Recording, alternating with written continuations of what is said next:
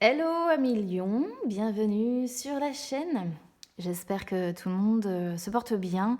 On se retrouve les amis pour aller jeter un œil sur vos énergies pour cette fin de mois de mars. Donc comme le mois précédent, je réutilise les mêmes jeux, Oracle coup de cœur et l'un de mes petits Lenormand que je vais laisser de côté pour le moment pour les énergies sentimentales.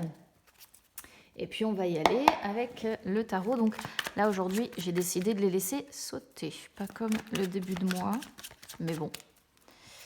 C'est le même principe au niveau du tirage. Je vais vous réexpliquer chaque positionnement évidemment.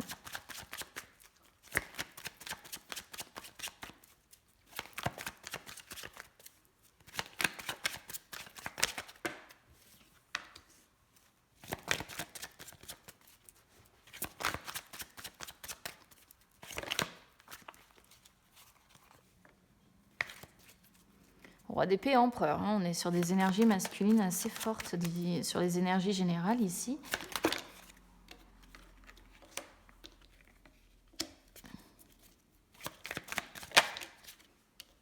On a une reine d'épée.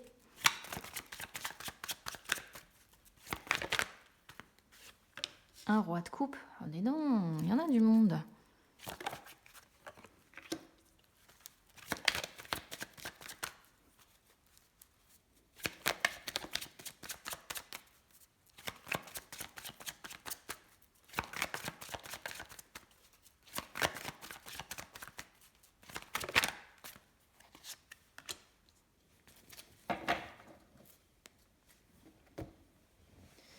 Bon, alors, 1, 2, 3 hommes, hein, déjà.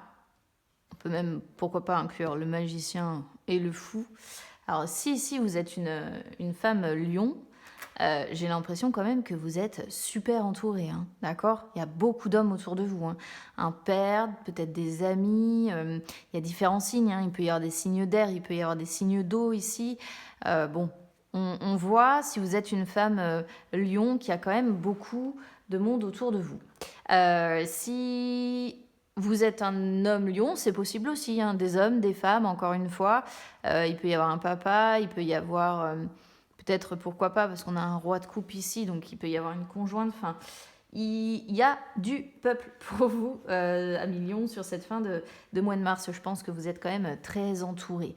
Alors, de façon générale, qu'est-ce qu'on a? On a un roi d'épée et un empereur. Ils sont pas rigolos, hein, ceux-là, je vais pas vous mentir. Ils sont pas... ils n'ont pas tellement de fun, quoi. D'accord? C'est le roi d'épée, c'est celui. Alors par contre, ils sont très intelligents. Voilà, hein, ce sont deux hommes très intelligents, deux cartes qui indiquent une notion d'intelligence. Alors, on vous voit très dans la maîtrise de la matière, hein, avec l'empereur. Pour moi, c'est ça. On sent que vous êtes dans une attitude un peu détachée, désintéressée, beaucoup, comment je pourrais vous dire ça, vous allez être beaucoup sur le côté réputation solide, hein. On vous voit leader, on vous voit, là on a la notion d'aimer quand même commander, diriger, hein. L'échec, c'est vrai qu'en plus pour le roi d'épée, l'échec n'est pas une option, hein, pour ce personnage-là. Mais pour moi, ce qu'on voit avant tout ici, c'est vraiment ce côté réputation, solidité, fondation, beaucoup d'autorité, hein, qui ressort, hein, de ces deux énergies-là, responsabilité, on vous sent investi, on vous sent à défendre, à protéger peut-être. Encore une fois, on est sur la notion de position, je sais pas, à défendre soit vos intérêts côté travail ou après plus personnel, hein, d'accord. Euh, on est sur deux cartes de leader. Donc, de toute façon, dans les énergies générales ici, on est sur, voilà, vous allez être leader ou alors ça représente, comme je disais, des hommes autour de vous. Alors, c'est des hommes qui ont quand même une certaine influence, hein. Euh, soit c'est un père, soit c'est un frère, soit c'est un époux, hein, puisqu'on a un roi de coupe quand même ici. Alors si ça représente un époux, c'est vrai que on pourrait voir que c'est compliqué avec un époux, pourquoi pas, parce qu'en plus ça sort sur les blocages. Donc si c'est compliqué avec votre conjoint, la personne avec laquelle vous vivez, si vous êtes une femme lion, on voit que c'est compliqué de nouer avec cette personne-là, parce que le roi d'épée, il noue pas vraiment, quoi, hein. Il est assez austère, il est assez froid, et en ayant effectivement le roi de coupe qui sort sur les blocages, on a une reine d'épée aussi ici. On pourrait comprendre que si ça concerne effectivement un couple ici, globalement, ça va être assez froid. Voilà. Donc, soit globalement, deux possibilités. Vous allez être leader et vous allez vouloir défendre, protéger vos positions et dire, bon, bah voilà, je suis leader sur cette fin de mois de mars, je sais où je vais, je sais ce que je veux et je ferai tout pour l'obtenir. Soit ça représente effectivement une personne avec qui vous êtes en lien, ça peut être pourquoi pas un patron aussi, mais si c'est le cas, si c'est une personne avec qui vous êtes en lien, il y a une notion de froideur, d'accord, d'austérité, ok.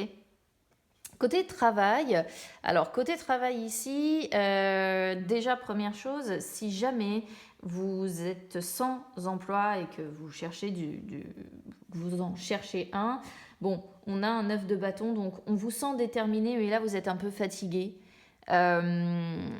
fatigué à essayer de trouver un contrat, hein, d'accord. Alors après on a le 2 de coupe qui sort quand même, donc peut-être qu'à un moment donné vos efforts vont finir par être payants. D'accord, mais vous êtes quand même à bout de force, vous êtes quand même à bout de patience, quoi, hein. C'est-à-dire qu'on voit bien ce bonhomme-là qui s'agrippe à son bâton pour essayer de rester debout, mais qu'en peut plus, parce que c'est celui qui s'est aussi battu contre d'autres personnes. Donc c'est vrai que pour décrocher un emploi, souvent il y a des concurrents, il y a de la concurrence, quoi. Mais vous n'abandonnez pas parce que vous voulez conclure, vous voulez signer un contrat et il y a peut-être des chances d'y parvenir parce que c'est vrai que le 2 de coupe sort et le fait qu'il soit derrière, ça pourrait montrer que vos efforts vont être payants et qu'à un moment donné, vous allez signer quelque chose. Si vous avez déjà un emploi, on voit bien cette notion de partenariat, hein, entre guillemets, de contrat qui est là, qui est officiel, ok. Par contre, effectivement, on sent qu'actuellement vous êtes un peu crevé, quoi. D'accord. Alors, on sent une persévérance, hein, on sent la persévérance, on sent le courage, on sent que vous résistez à tout prix, mais moi j'ai l'impression que vous pouvez être attelé à une tâche précise ou à un projet précis sans forcément pouvoir y échapper, parce que vous n'avez pas le choix, parce que ça peut peut-être conclure sur un contrat qui amènerait de l'argent à votre société ou quelque chose comme ça, mais ça peut concerner un projet sur lequel vous êtes très attelé, dans lequel vous mettez beaucoup, beaucoup d'énergie pour y arriver. Mais c'est un petit peu vos dernières ressources, quoi, et on sent que vous pouvez être quand même à bout de force. Voilà, donc vous prenez évidemment selon comment ça résonne avec vous, les amis, toujours, puisque c'est du général. Reine d'épée avec roi de coupe sur les blocages, donc là c'est ce que je disais, hein, pour les personnes qui sont en couple, puisque le roi de coupe peut désigner le conjoint, on peut voir ici, hein, je pense quand même un couple. Alors je vais voir ce que ça donne côté sentimental. Mais soit vous êtes célibataire et on voit que de toute façon, effectivement, pour réussir à avoir un conjoint ou une conjointe dans votre vie, c'est relativement difficile puisqu'on voit qu'on a une reine d'épée ici et la reine d'épée, c'est un peu comme le roi d'épée. C'est pas celle avec laquelle il est super facile de nouer. Donc si vous êtes célibataire, pour moi ici ça peut représenter effectivement la distance, le froid, le fait d'être séparé et le fait d'avoir du mal, hein, ça sort sur les blocages, à vous mettre en couple en fait avec quelqu'un. Pour moi c'est vraiment sentimental ici, la couple que l'on a là. Et si vous êtes en couple, eh bien c'est encore une fois, vous voyez, ça c'est un lapsus, encore une fois, une notion de froid entre les partenaires, hein, de froid ou de séparation, je sais pas, mais il y a quelque chose là ici qui est quand même assez, une sorte de distance, quoi, hein, On n'est pas vraiment dans les sentiments, on n'est pas vraiment dans la compassion. Au contraire, hein, on a la compassion et les sentiments qui sortent sur les blocages. Donc on voit bien que c'est compliqué. Et dans les énergies générales, de toute façon, on sort sur 2 cartes qui sont comme ça aussi. Donc ouais, c'est un petit peu complexe. 9 d'épée avec le magicien. Donc ça, c'est un petit peu ce qu'on vous conseille quelque part de faire. Donc il y a évidemment un travail à faire sur le côté... monologue intérieur qui est un petit peu négatif, hein. Peut-être que vous vous rabaissez un peu trop, peut-être que vous êtes trop dur avec vous-même. Il y a un travail à faire sur peut-être la somatisation, l'anxiété, le stress en fait ici, hein. On voit en plus effectivement avec le 9 de bâton que votre énergie elle est pas loin de s'écrouler parce qu'après le 9 c'est le 10 de bâton et le 10 de bâton c'est quand on en a plein le dos et que nos responsabilités nous font presque crouler sous le poids, d'accord? Donc là, il y a un travail à faire là-dessus, parce qu'on peut voir que vous en avez un petit peu ras-le-bol, hein. Il y a quand même la notion d'énergie où il y en a un petit peu marre. Et évidemment, bah, qu'est-ce qu'on vous conseille? C'est d'aller de l'avant, hein, d'accord? D'essayer de retrouver votre confiance en vous.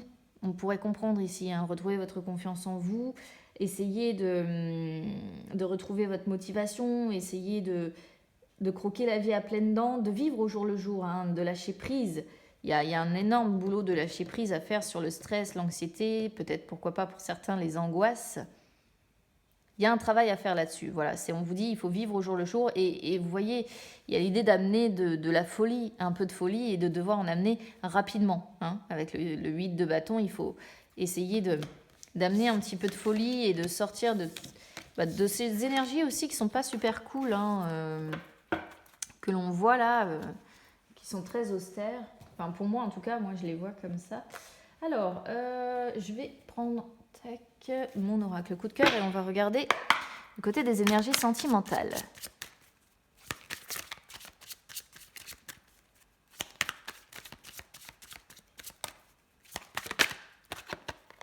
Alors, on a la carte de l'abondance qui sort.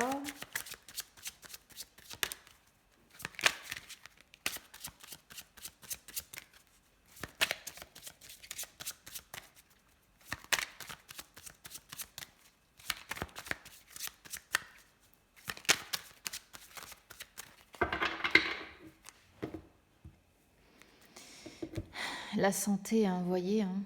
Voilà, des hauts, des bas.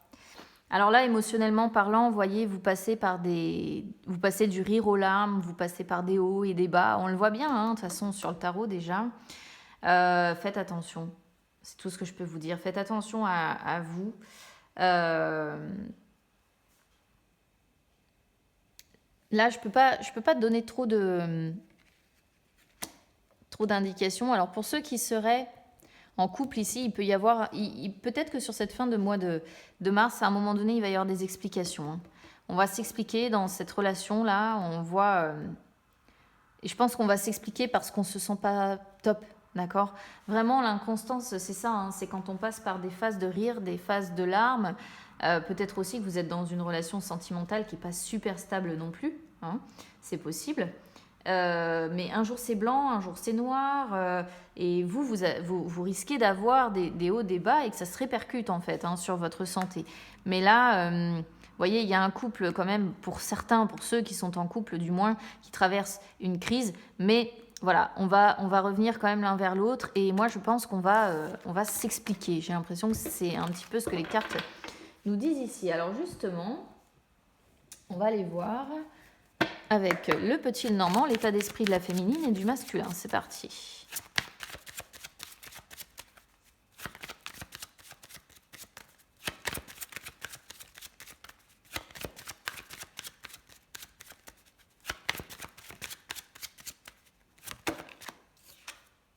Alors, on a le renard.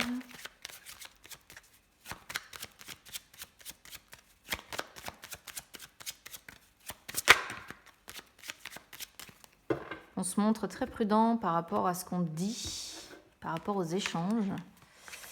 Allez, on va aller rechercher cette féminine et ce masculin.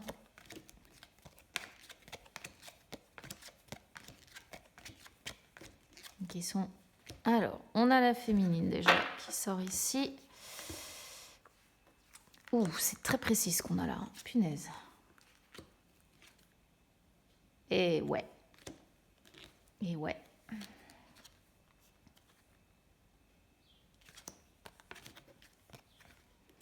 On retrouve le renard. Le renard, c'est l'énergie tierce. On a 2 femmes, hein, vous voyez. Le masculin sort ici. Et voilà. Bon, alors là, on a une belle triangulaire. Hein. Je vais pas vous mentir. Je sais pas si j'ai bien réglé la caméra. Si ça m'a l'air d'être bon. Bon, on a une belle triangulaire. Hein, voilà, on a un couple. C'est peut-être ce qui explique pourquoi on a autant d'hommes là que je voyais tout à l'heure, avec la difficulté du coup à être en couple.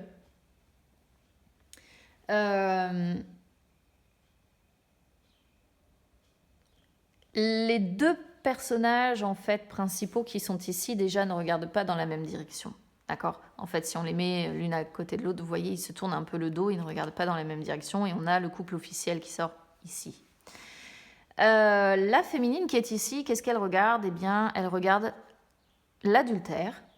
Parce qu'alors là, c'est très très clair, on a des cartes quand même qui vont dans ce sens-là. Le renard qui est sorti tout à l'heure. Ici, la carte donc qui représente l'infidélité et l'adultère qui sort. La carte du choix qui peut montrer l'hésitation entre plusieurs personnes. Donc on a quand même des cartes qui vont dans ce sens-là. La féminine, qu'est-ce qu'elle regarde ici ? Elle regarde la relation d'adultère qui prend fin. Elle n'en veut plus. Voilà. Elle n'en veut plus. Donc ici, on est sur une féminine qui a pris, je pense, sa décision, qui met fin ou qui va mettre fin, ou peut-être que c'est encore juste dans son état d'esprit, hein, c'est-à-dire dire bah stop, en fait, j'en peux plus et je vais finir par mettre fin à tout ça. Mais en tout cas, il y a cette femme-là, elle sait qu'elles sont toutes les 2 rivales. Hein,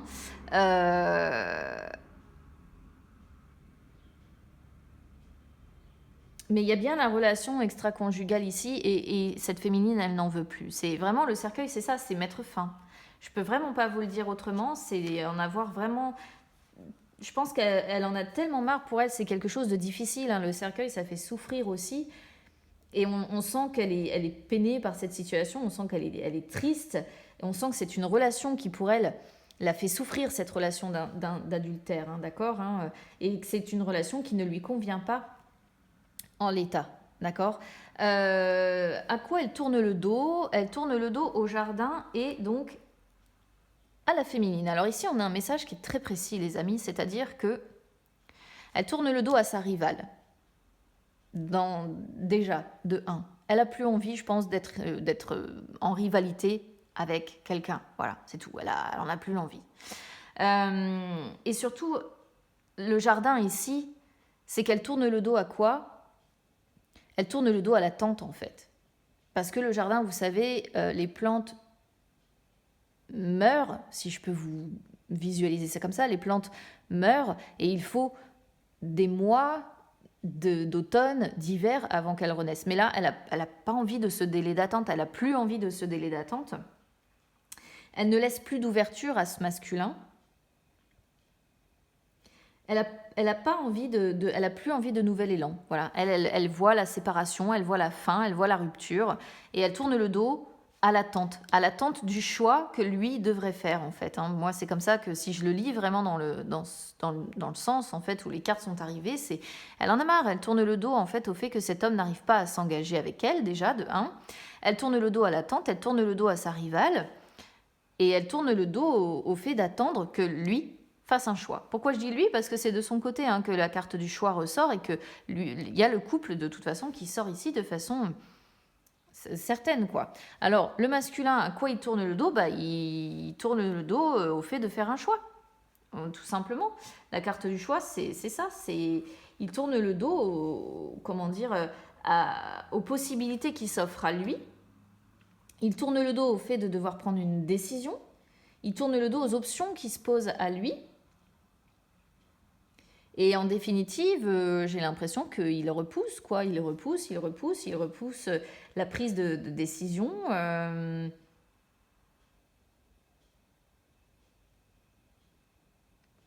Et de toute façon, avec l'étoile, c'est pareil, hein.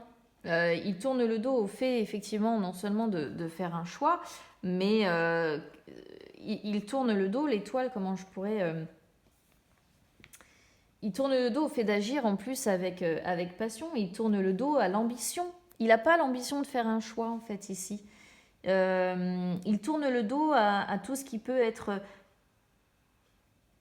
une espérance dans sa vie. Il tourne le dos à la progression aussi, hein, on peut le comprendre comme ça. Il progresse pas, pourquoi? Parce qu'il fait pas de choix, encore une fois, il tourne le dos à ça, il n'a pas envie de faire un choix. Donc on est sur un masculin qui ne progresse pas, hein, qui reste dans ses dilemmes, qui reste dans tout ça et il tourne le dos au fait de faire un choix de toute façon. Et qu'est-ce qu'il regarde? Ah bah, évidemment, il regarde la croix. Donc il est quand même, je pense, lui aussi, hein, impacté émotionnellement parlant. Je pense qu'il se sent un peu déprimé, un peu seul, un peu fatigué, mais surtout, il peut y avoir la notion de pardon ici, parce qu'on a les... Alors, il y a deux possibilités. Soit c'est la notion de pardon, c'est-à-dire que peut-être qu'il aimerait demander pardon à cette féminine ici. Mais moi, je vous dis ça pourquoi? Parce que les poissons peuvent représenter la restauration d'un cycle, la purification qu'on peut faire, le fait d'aller de l'avant, de se battre pour quelque chose ou pour quelqu'un. Donc j'ai l'impression que lui, il aimerait peut-être demander pardon dans l'optique de retrouver un nouveau souffle avec cette féminine, d'accord? Ou alors il est vraiment... ça représente de toute façon une relation sentimentale qui n'est pas stable. Lui qui, je pense aussi, n'est pas stable. On peut le sentir absorbé, hein, absorbé par ses soucis, ses inquiétudes, ses problèmes. Mais il est malheureux. Hein. Il est malheureux. Il culpabilise peut-être aussi. Mais il se lamente beaucoup et en même temps, il a la foi. Il garde la foi de se dire, à un moment donné... il y aura un nouveau souffle avec cette féminine ici, une période plus favorable. On ira de l'avant. Moi, j'ai envie qu'on aille de l'avant. J'ai envie que les choses évoluent dans l'optique certainement de réconciliation. Hein. Je pense que c'est ce qu'ils visent. Hein. Mais bon, en dos de deck, on a les souris et moi, j'ai l'impression que ça prend plutôt... C'est compliqué. Hein.